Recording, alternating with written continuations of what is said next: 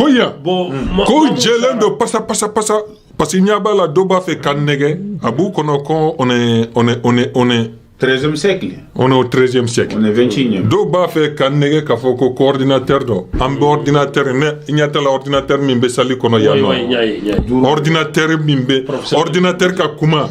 Ani ma ka kuma u bolé rete. Ni ne ya memba do tigi ni ma kuma de walma ni ordinateur de. J'ai même pas besoin. On m'a besoin comme justice kuma do.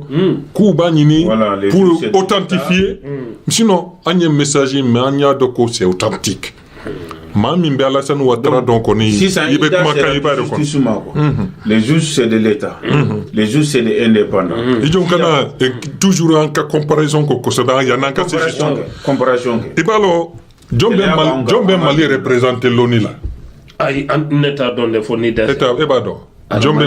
Mali india. Ayi Francis Debé Mali représente l'ONU là. Akuma la capitale. Francis Debé Afrique francophone be représente Mali dronte. Francis Debé Afrique francophone be représente l'ONU là. On a tourné un livre de le livre de Afrique mon Afrique.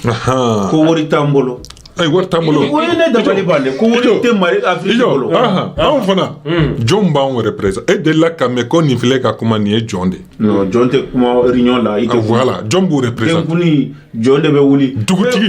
Dugutigi Debé har na kera ma batan dugutigi har ni kamalen kelembe na be santanduru o de be ma batan représenté bon maladie de be mo représenté dugutigi walma denke walma modé olu de be John représenté comme Francis be Farafina représenté les Nations Unies la chokomina donc il m'a donc c'est copie collé ama bantuguni de ido ankata doni Francis n'a qu'un intérêt beka tien. Elle intervient militairement. Ibalo Maragao nous kalada comme il y a faut comme ni ma faut ko tara bika nous ya do kafoko ninde vle kankal lada ou tien dugo kono ou beta bika iba faut militaire do imay ega kuma ye tien parce que we are do ko jonya ne sinsi jonya nga chogom na tafasiriga Jonya be tiɲɛ parce que jɔn bɛ komi ni ɲɔn b'i bolo i ka jiginɛ la k'i b'a fɛ k'u ka jɔnw lamurti ko ne b'a fɛ ka jɔnw lamurti parce que u bɛ wari mun sɔrɔ jɔn ka cotisation na a tɛ sɔrɔ baara la bon comme mɔgɔ sara Janjumɛ bon gouvernement ye mun sɔrɔ Janjumɛ i jɔ n bɛna a bɛ yan walawala n bɛna déni total i b'a lɔn Fransi bɛ ka mun fɔ ko Mali tɛ jonya la ko le Mali est un pays indépendant et souverain ka sɔrɔ tiɲɛ tɛ Mali bɛ jonya de la et wa n'i taara laadabatolaw fana fɛ u bɛ mun fɔ ko jonya t'olu fɛ ko mɔgɔ tɛ mɔgɔ bolo jonya la ko an ka du y'an ta ye an ka wari y'an ta ye ne b'aw ɲininka Mali bɛ nin mankan bɛɛ la président Assimi Goïta bɛ palais min kɔnɔ Mali de ta tɛ dugutigi de b'a fɔ ko aw ka foro y'aw ta ye awɔ k'an ka foro y'an ta ye an muso y'an ta ye comme fɔlɔ la an muso tun t'an ta ye an wari tun t'an ta ye an ka du tun t'an ta ye hakilima bɛ kuma ten kuma in donc o kuma kelen de filɛ nin ye yan Fransi b'a fɔ ko Mali tɛ jonya la u b'u ta fo k'u fɛɛrɛ donc u b'a fɛ k'o ɲɔgɔn de kɛ taa n'a ye donc o mana bɔ yen mankan kelen b'a ni ɲɔgɔn cɛ o ye jumɛn ye i jɔ n ka damina Fransi la Fransi bɛ mun fɔ pour démentir le gouvernement u ko de ko accord de b'olu ni ɲɔgɔn cɛ olu ni Mali cɛ accord in signera a mɛnna kabini i bɛ ka tile walima jɔnkunda waati i bɛ ka sara o i bɛ ka sara kɛ mais i ye kuma in fɔ i b'a dɔn Fransi b'a fɔ ko accord min bɔ olu ni Mali cɛ de laadabatolaw fana b'a fɔ ko laada de bɔ olu n'an bangebagaw a ka ca ni san 500 san 300 ye ko laadaw de b'u ni ɲɔgɔn cɛ ko o laada ye dugu sigi kan de donc i ma ye laada c'est-à-dire olu bolo non n'i bɛ jamana kɔnɔ i b'a a b'i bolo ko laada ye musula de mais n'i sera marakaw fɛ jagoya don dɛ n'i ma sɔn kɔni i bɛ dugu bila fɛn fila don i bɛ dugu bila k'i siri walima u b'i faga ah oui u b'a fɔ k'i ka dugu bila n'i ma sɔn ka dugu bila de u bɛ n'i faga parce que n'i tora dugu kɔnɔ i b'olu ka jɔn lamurti donc o accord kelen o laada kelen de bɛ faransi ni mali cɛ ma tila tuguni dɛ taa n'a ye i b'a dɔn an bɛ ɲɔgɔn bolo da mun ye baara gɛlɛya wala mun ye baara gɛlɛya mali dɔrɔn de tɛ yan mali dɔrɔn de ma fɔ afiriki kɔnɔ ko ale ma sɔn faransi ma n'i taara marakadugu la n ko ganbana dɔrɔn de kɔ sinon dunko dɔwɛrɛ bɛ jɔnya kɔnɔ yen fɛ garankɛw olu bɛ jɔnya la discrimination positive a bɛ garankaw kan a bɛ jeliw kan a bɛ numuw kan a bɛ geseraw kan a bɛ nin bɛɛ kan nin bɛɛ b'a wuli ka kelen kɛ kelen non ninnu bɛɛ u bɛɛ b'u k'u sigi k'anw lajɛ i b'a dɔn u b'a kɛ cogo min na i jɔ ka nin yɔrɔ fɔ nin yɔrɔ c'est très important i b'a dɔn mali CEDEAO tɔ ninnu i b'a dɔn u bɛ ka mali lajɛ de n'a ɲana mali bolo olu fana b'a fɔ k'u ta la a commencera ka ɲa Guinée donna Burkina donna n y'a mɛn ko Benin u n'a bɛ ɲɔgɔn na ani Niger olu fana u ye sira ta u bɛ se université Assimi Goïta Guinée Bissau fana Guinée Bissau ko olu fana bɛ sira kan fugu ko jɔnya ka il paraît que Côte d'Ivoire fana bɛ u bɛ ka ɲɔgɔn labɛn donc garankɛw ni jeliw ni numu olu fana bɛ ka ganbana de lajɛ n'a ɲana ganbana bolo olu fana b'a fɔ k'u t'a la n'a ma ɲɛ u b'a fɔ ko an ma deli ka fɛn fɔ mais an bɛ fɛn min fɔ garankɛw ni numuw ni jeliw ni geseraw ni garankɛw u k'a faamu ko anw ta ɲana koyi an kɔni jɔnya don bɛna se hali n'i sogora k'a fɔ ko maa ye jɔn de ni wulila i b'a fɔ ko astafurla Samba Jakite kana mɛn dɛ astafurla a ka da yan nɔ Samba malalikayɔrɔ mana nin mɛn fɔ kosɛbɛ dɛ i ye mun deliliw sɔrɔ ko a banna n ye mun deliliw sɔrɔ mɔgɔ ka lamɛn dɛ gouvernement le 21 novembre min tɛmɛna gouvernement ye circulaire dɔ bɔ k'a fɔ ko jɔnya kuma walima ka binba ka gɛn a ka foro kɔnɔ ka gɛn a ka du kɔnɔ ko a ma sɔn jɔnya ma a ye lettre ci procureur bɛɛ ma ministre de la justice o tɔgɔ in de Mamadou Kasonga ko ni kuma sera a ka tribunal la k'a fɔ k'u y'a bugɔ u y'a gɛn ka bɔ a ka foro kɔnɔ u y'a ka du minɛ a la u y'a siri u y'a faga k'aw kana kuma caman kɛ dɛ il faut pratiquer aw ka code pénal bol'a kan code pénal ye min fɔ dɔrɔn a y'o boli a tigi kan o mana bɔ yen le 4 février 2024 et 2022 le 4 février min tɛmɛna kunun de y'a bila u ka page Facebook kan circulaire loi bɔra an ma partager ganbana si tout sanfɛ mais n b'a fɔ ministre kelen Mamadou Kasonga a ye lettre ci procureur ma a ye mun fɔ la ko a ye circulaire min bɔ le 21 novembre 2021 k'u bɛna évaluation kɛ o kɔrɔ ye mun ye sisan o kɔrɔ ye u bɛ taa Kayi n'u sera Kayi u bɛna lajɛ ni u ye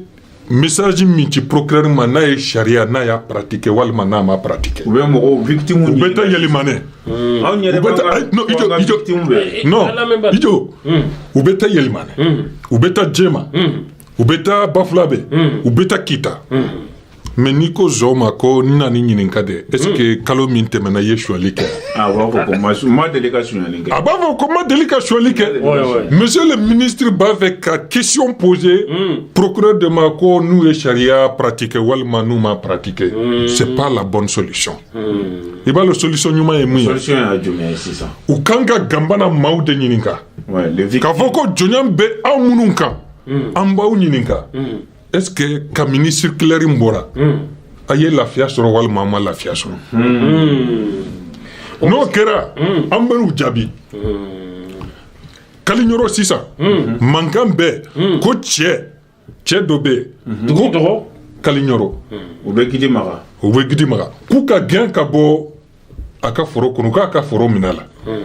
o mankan bɛ yen Kayi o mana bɔ yen Kinkare o bɛ yɔrɔ jumɛn na o bɛ Karta olu de ye mankan kɛ Kɔsani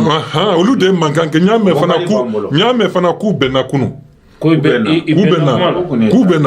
mais u bɛnna mun de kan ko minnu ko u sɔnna k'u to jɔnya kɔnɔ maliyɛn tɛ se ko ni minnu k'u sɔnna jɔnya kɔnɔ k'u to jɔnya kɔnɔ minnu k'u tɛ jɔnya la u k'olu fana to yen. donc hali bi Mali ma ka indépendant ta quoi jɔn bɛ Mali kɔnɔ.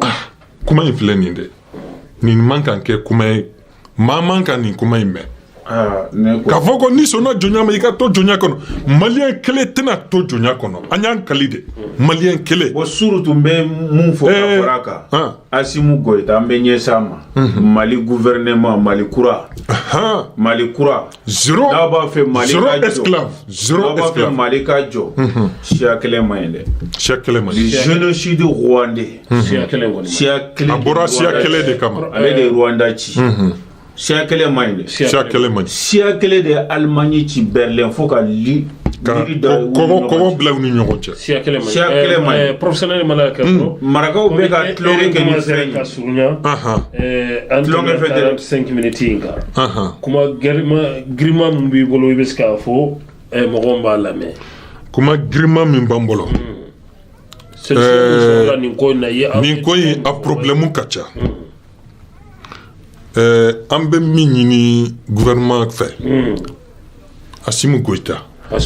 le président Goyita a fɔra ko Keita de don ko le président patriote l'imperturbable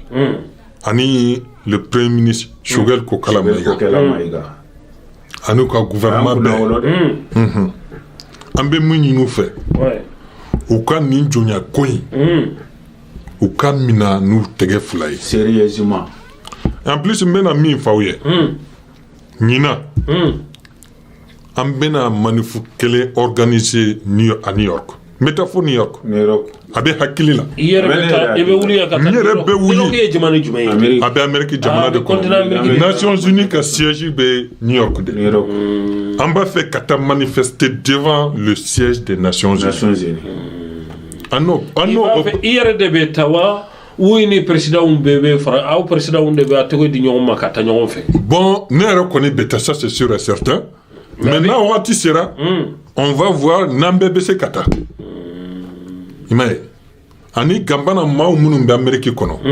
on va aller manifester devant le siège des Nations Unies mais yanni an ka se o ma an b'a ɲini gouvernement fɛ le gouvernement malien ou ka nin ko in u ka a résolu dans les plus brefs délais parce que an ɲɛ b'a la u bɛ ka proposition de loi ni projet de loi u ta ces derniers temps mais sariya min fɔra ko crime contre l'humanité il faut pénaliser les criminels Nkambo de Mamena. Il faut que le gouvernement ka charia ta. Charia mimbe jonia criminalisé. Charia mimbe jonia pénalisé. Charia mimbe jonia sanctionné. Har ni kuye jonde ikata kasola. Voilà. Parce que parce que marakaw de bo kuma fɔ ko ni minnu k'u bɛ to jɔnya kɔnɔ u ka to jɔnya kɔnɔ i b'a dɔn n'o kɛra kɛlɛ ma ban i b'a dɔn a ma ban cogo di yan parce que minnu k'u olu sɔnna jɔnya ma olu denw ka dɔgɔ bi mais san 15 san 20 ɲinan kɔfɛ olu denw fana bɛna kɛ maakɔrɔbaw ye n'u kɛra maakɔrɔbaw ye n'u y'a ye k'a fɔ ko olu ye jɔnw de olu fana bɛna muruti k'a fɔ k'u t'a fɛ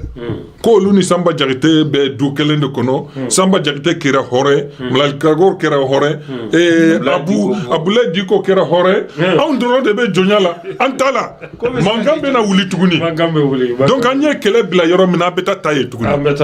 donc pour que an ka nin kɛlɛ in ban pewu ka ban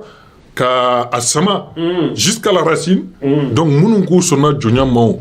minnu k'u ma sɔn ka jɔnya ban pewu voilà nin fana ye tiɲɛ ye u ye mɔgɔw faga i b'a dɔn mɔgɔw sirila mɔgɔw bɔgɔna u fana sira i b'a dɔn anw ni Asimu Goyita an bɛɛ minɛn kelen de kɔnɔ an bɛɛ bɛ minɛn kelen de mais Asimu Goyita n'a ka gouvernement u b'a dɔn k'a fɔ ko n'u seginna kɔfɛ u bɛ sa anw fana ganbana an ka taa ɲɛfɛ de sinon n'an seginna kɔfɛ an bɛ sa o ye wulibali ye mɔgɔ caman dun seginna kɔfɛ sisan parce que Gambaro kɔni sisan man kɔni a man ca dɛ non an ka localisation kɛ an ni dugutigi non minnu seginna olu tun tɛ Gambana kɔnɔ kun t'a kɔnɔ parce que mɔgɔ min tɛ kuma u t'i dɔn i tɛ maa dɔn maa t'i dɔn hali ni seginna maa t'i dɔn i tɛ maa dɔn problème tɛ yen mais ni Samba Diakité seginna u b'a fɔ ko ni u tun bɛ nin de wele ça c'est l'inspecteur de Gambana donc n'u ye inspecteur sɔrɔ u bɛ min kɛ inspecteur la an bɛ fɛɛrɛ bɛɛ kɛ walima ne mana segin sisan kɔfɛ u b'a fɔ président in de filɛ nin ye yan ko a seginna kɔfɛ a y'a kunbɛn donc anw tɛ se ka segin kɔfɛ tuguni donc an bɛ min ɲini Mali kura fɛ aw tɛ se ka segin kɔfɛ mais aw bɛna mun bɔ sira sɔrɔ sisan mɔgɔ bɛ kan ka n'an bɛna min sɔrɔ nin kɛlɛ an bɛ nin kɛlɛ in se fo a dan il faut que gouvernement ka faamu parce que ne ɲɛ bɛ gouvernement la cogo min na a b'u kɔnɔ u bɛ se ka nɛgɛ de an tɛ nɛgɛ maaw ye dɛ u ka sariya ta joona i m'a ye n'u ma sariya ta a bɛna kɛ guerre civile ye mais n ko guerre civile de b'an bolo ka taa bi dutigi kan ka siri ka filmer ka baara o ye guerre civile de o ye guerre civile de guerre civile de bɛ parce que an tɛ se ka to tantɔ on ne peut pas continuer à regarder notre population ka maa min na ka siri ka bugɔ ka don katakatani kɔnɔ ka taa faga i b'a fɔ ko ulu ça ne peut pas continuer ni gouvernement ma wuli mankan min bɛ nord la a bɛna an ta bɛna tɛmɛ o kan an ta ka jugu ni nord ta ye o nord tɛ maa min caman de bɛ yen o de ani pétrole o de ye mankan caya nafa kɛlɛ bɛ ressources caman de bɛ nord la o ressources tɛ ka région na